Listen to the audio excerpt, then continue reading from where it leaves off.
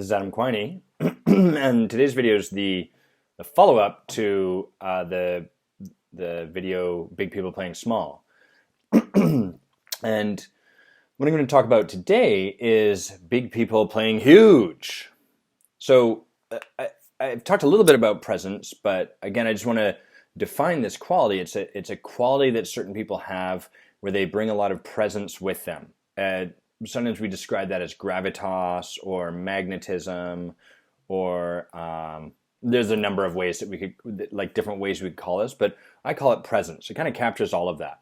People with presence, you notice when they enter the room. They take up space energetically, not necessarily aggressively, although they can come off that way, but simply there's just like almost like an imperceptible aura around them, they just draw the eye. We notice people with presence. So often movie stars, not because they're movie stars, but because they have this quality of presence, they excel as movie stars. That quality is very powerful. You can see this in often people that rise to a position of power, presidential candidates, even dancers. You'll notice if you've ever watched perhaps a musical or something, get a little esoteric here, but if you've ever watched something like that, you may have noticed like there's one person, they're not the main singer or anything like that, but they just draw the eye. You notice them over and over and over again in the chorus lines and the stuff like that. That's the quality of presence. It just draws us. We're like, wow, we're kind of captured by those sort of people. So last time we talked about big people playing small, when people with this sense of presence grow up and they feel like they're too much, and so they learn to dim themselves, to kind of put that filter in front of who they are and to quell themselves, to keep themselves smaller.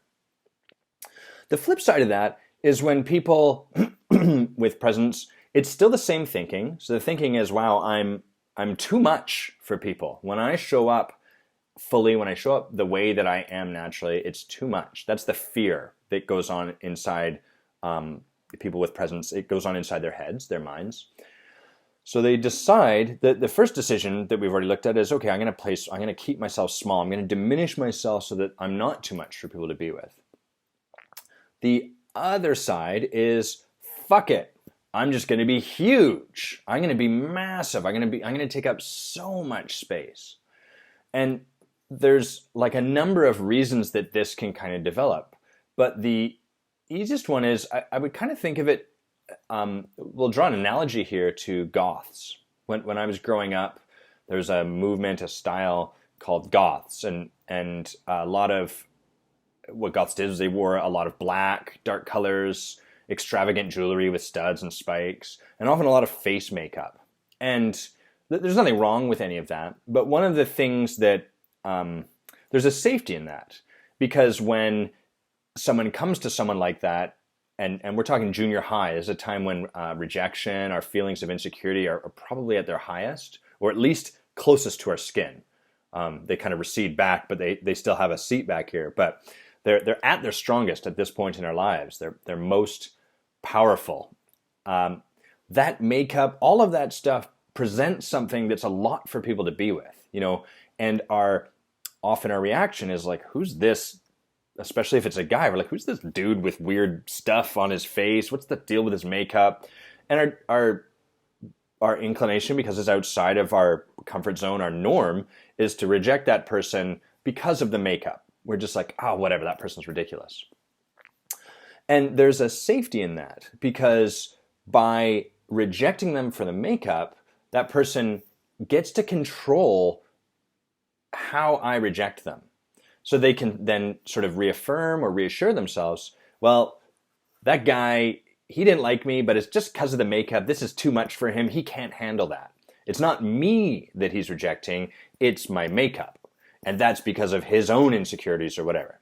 And there may be some truth to that. Who knows? We don't have to get down that path. The important part is, hopefully you can see that it actually provides a shield. There's a shield created so that I'm no longer rejecting that person here. They get to stay safe in front of this buffer that the makeup, the weird clothes, all of that stuff creates. So let's bring this back to presence. When people have learned, oh, I'm too much, Our tendency is often to go one of two extremes. One extreme is, okay, I'll just diminish myself, I'll be as small as I can. Or to be so big that it's almost like, well, I'm just going to own that I'm too much. I'm going to be too much. And so people like this can sometimes be a lot of fun to be around. They can often be very obnoxious. They can often make a really powerful first impression that people with this tendency might find like, wow, everyone says, like, everyone loves me. Or you might know people like this in your life, or be one, where everyone loves you or this person for the first day and a half, and then hate you. Don't want anything to do with you. This is kind of like a funny thing where people are drawn in and then repulsed. That's what happens when people with presence decide, fuck it, I'm just going to go all in and I'm not going to care. It's their fault. If they can't be with all of this, that's on them. It's that same kind of thing where there's actually a buffer now.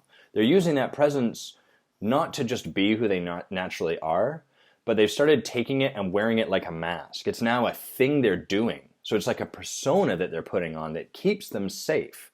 It actually ensures that even though they're worried deep down that they are too much, they're kind of like, oh yeah, I am too much. That's who I am. I'm too much. And now you can reject that thing, but you're not really truly rejecting me. This is actually a funny way that people with a lot of presence, this also diminishes them. Because the thing about people with presence is they don't have to do anything.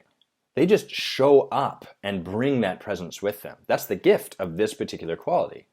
The tragedy is that too much tendency can lead to these sort of people with this gift, feeling like they're very good at making acquaintances, but never deep relationships. They can often feel quite lonely.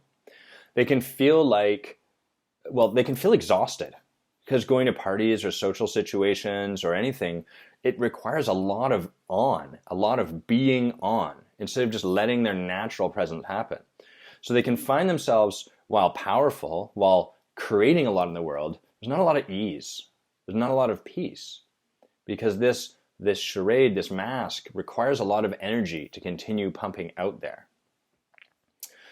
It often, people with this side of the equation can tend to find like it's very difficult to just be in the spotlight, and also partnership is tough.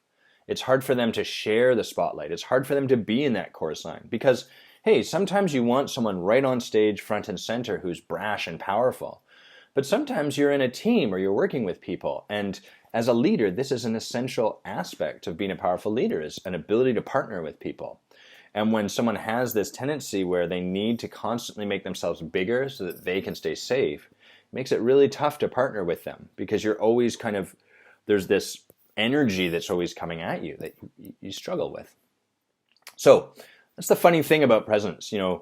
The healthy or the balanced or whatever we'd call it kind of tendency dependent to presence, there's nothing they need to do. They just naturally draw. They create a lot of energy. They show up powerfully.